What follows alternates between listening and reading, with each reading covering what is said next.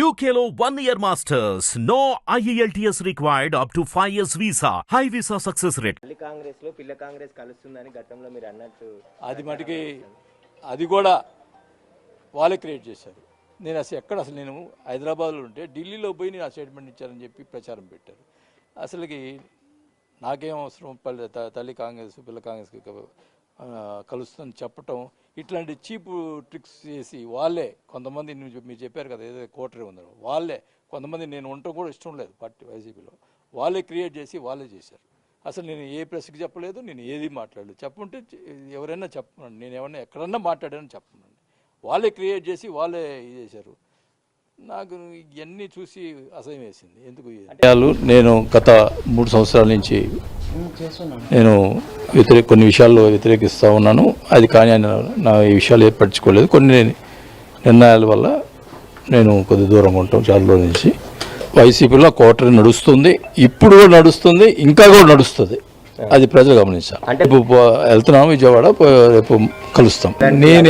నేనేం డిమాండ్లు ఏం చేయలేదు.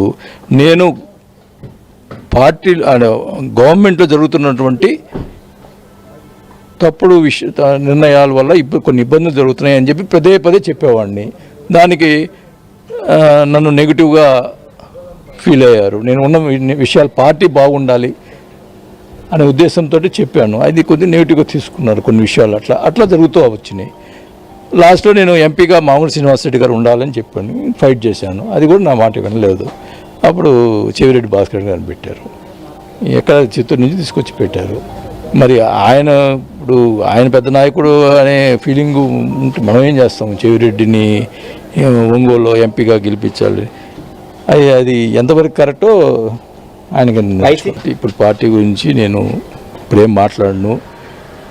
నాకు జరిగినటువంటి ప్రాబ్లమ్స్ ఏమేమి జరిగినాయో అవన్నీ క్షుణ్ణంగా నేను అన్నీ చెప్తాను. ఇప్పుడు ఒక 2 నిమిషాలతో అయిపోయేది కాదు, ఇది అన్నీ చెప్తాను.